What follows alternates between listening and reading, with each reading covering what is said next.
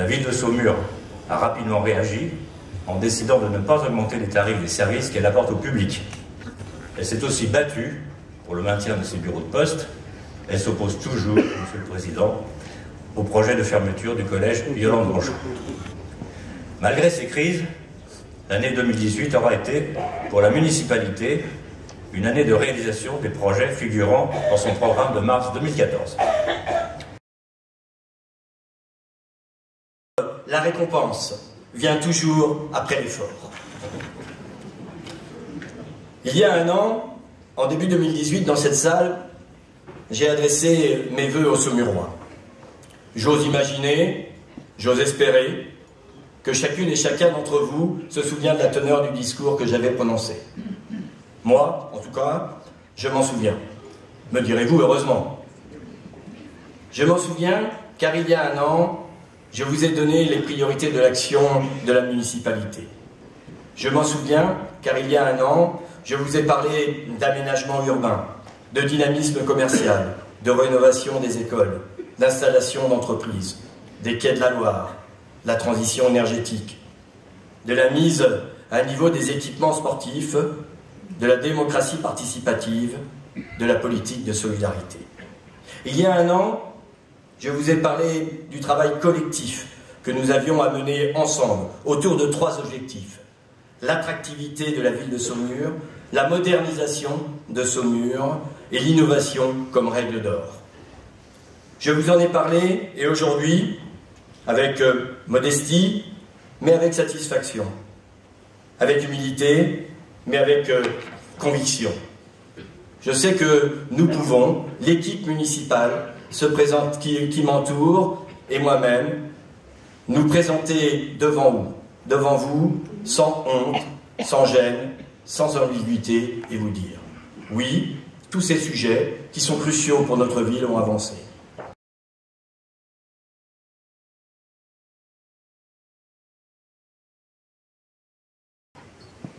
Avec ferveur, et qui défend aussi avec ferveur les valeurs qui sont les nôtres.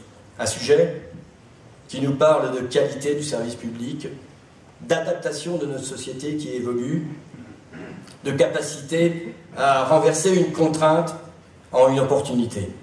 Un sujet qui parle de notre capacité à nous-mêmes à n'être jamais spectateurs, mais toujours des bâtisseurs. En 2019, je souhaite que Saumur devienne un territoire d'expérimentation en matière de modernisation des services publics.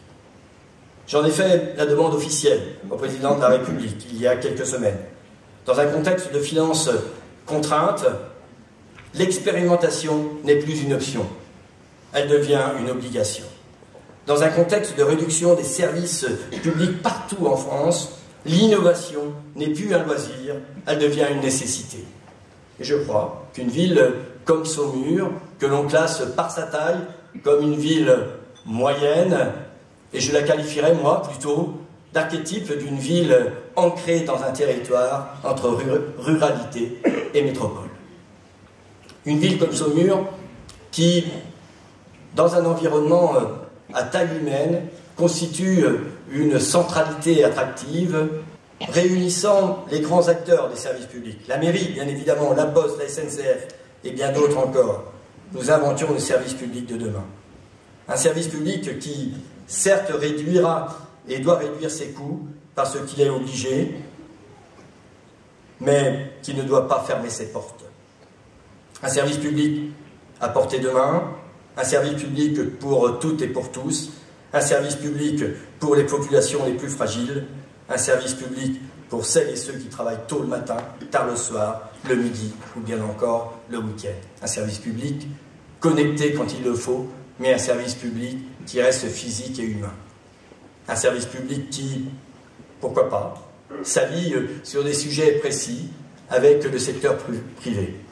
Un service public qui permet de faire du télétravail dans un environnement confortable, un service public qui soutient les jeunes entreprises et participe à l'économie, un service public du XXIe siècle, qui dépense chaque euro utilement, qui crée de l'emploi directement ou indirectement et qui permet surtout à chacun quand la vie est plus difficile, de se sentir soutenu et accompagné.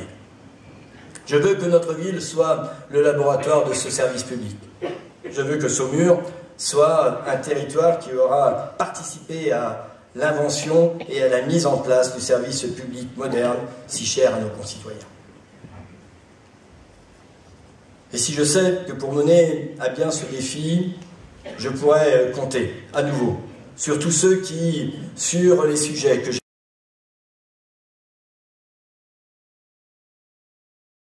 Mesdames et messieurs, chères concitoyennes, chers concitoyens, chers amis, permettez-moi ainsi de vous adresser à toutes et à tous mes meilleurs vœux pour 2019. Que 2019 vous apporte joie, santé et prospérité. Que 2019 soit une année de réussite personnelle, familiale, professionnelle ou bien encore collective.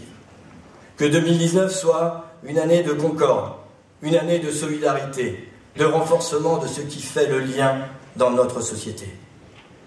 Que 2019 soit pour l'Europe une année de réussite, c'est-à-dire une réussite en termes de valeurs, une réussite en termes de visibilité de l'Union européenne, une réussite en termes de capacité à convaincre tous les Français que l'Europe n'est pas un monstre froid, n'est pas une machine administrative lointaine, n'est pas une invention de technocrates hors sol, mais bien une maison commune, une protection extraordinaire contre la guerre, une affirmation collective de notre désir de vivre et de vivre ensemble.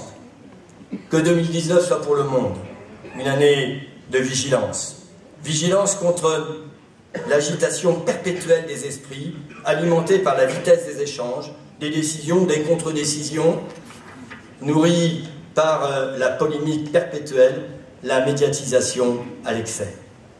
Que 2019 soit une année de prise de hauteur salvatrice, l'occasion d'un regard panoramique et apaisé sur un monde qui, certes, évolue, se transforme, avance et parfois se cadre et s'enraye, mais aussi qui, aussi, demeure capable du meilleur. À toutes et à tous, je vous souhaite une très belle année 2019.